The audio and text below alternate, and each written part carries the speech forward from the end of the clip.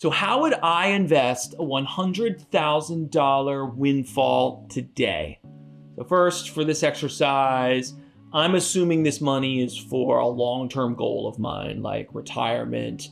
If I were talking about buying a house in a couple of years and this was related to that, then that would be a totally different ball game. So this is how I would invest $100,000 today for long-term gains. Now, obviously, everybody's situation is different. We're just talking about me here, but I'd put the money 100% into stocks. Now, I'm 47, so I'm not as young as I used to be, but I plan on working quite a while from now, and even after I retire, I'm planning on living quite a while after that. So I really do have a long time horizon, and I need this money to grow. I wanna, when I do retire, I wanna live the kind of lifestyle I wanna live. And so the more the money grows, the more that can happen. And in my opinion, the easiest way to make that happen is to buy stocks. Now, second, I would put all the money into the market at once. Now, in my many years in this industry, I've run into, countless clients who have been in this situation. They've sold a business, or they've gotten an inheritance, and all of a sudden they have a lot more cash than they used to have. And I can't think of a single time when those clients wanted to put the money all into the market at once. They're always a little bit worried about doing that. So if you're in this situation and you're skittish about throwing it all in at once, I totally get it. But the historic data suggests that stocks rise about 8 out of every 10 years. So if you wait, you're more likely to miss a good year than not. And while it's certainly possible that we get one of those bad years next year, that actually matters less than you think if you're going to be a long-term investor.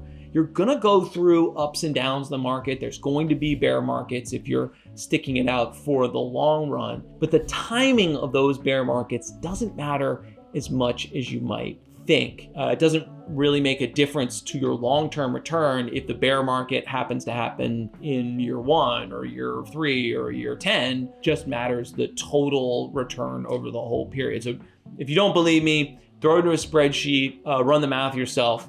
You might be surprised. Now, third, I'm gonna make this a very diversified portfolio. I'm gonna use broadly invested ETFs. The more diversified I am, the more likely I am to capture that kind of general upward movement in stocks. I know what you're probably thinking, like, this sounds really boring using, big, simple ETFs. But look, the most important thing to me is that when I do retire, I can live the life I wanna live. Gambling to make a big payday might work, but it might also ruin me. I'm not into that. Now, the last thing I would do is be smart about where I invest. So if I hadn't maxed out my 401k contribution or my Roth IRA contribution, I might try to work for this money to help make those things happen. I'm not gonna get into how those work in this video, but tax savings and the employer match out of doing those things can be extremely valuable. So I would definitely look into that if I were to see this kind of windfall. Now look, put all this together, you might be saying to yourself, Tom, this is way too boring.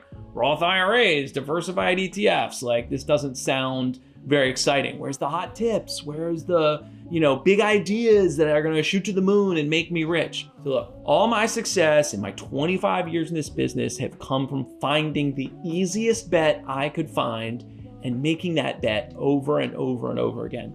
So we're talking about a broad portfolio. The bet I'm most confident in is that stocks will generally rise over time. So I'm gonna build this portfolio to maximize my exposure to that bet. And I'm gonna make it over and over and over again. But look, I do get it if there's something else you wanna do. So maybe there's some stock you really like, or maybe it's crypto, or whatever, it doesn't matter. If you wanna do that, that's totally fine. But consider separating your money into 2 buckets. So it's what I like to call my meet my goals bucket and my get me rich bucket. All right. So I try to make the meet my goals bucket large enough that I'm going to be able to retire on time, even if that get me rich bucket doesn't really contribute at all. Or put another way, I make the make me rich bucket small enough that even if it loses half its value or something, my financial goals aren't totally ruined. If you do this, it helps make sure your big bets are sized right. So if they work, great. But if they don't, you're not going to be as stressed about it. You're still going to have that make my goals money there for you. But hey, what do you think? How would you invest $100,000 windfall? Maybe it's totally different than what I'm saying here. So put your thoughts in the comments section. I'm happy to respond to anything interesting I see down there. If you like this content, we'll be coming to you roughly once a week with thoughts on investing, the markets, what's going on with the Fed, what's going on with the White House. So hit that subscribe button. You'll be the first to know when we have a new video out. We'd love to see you again.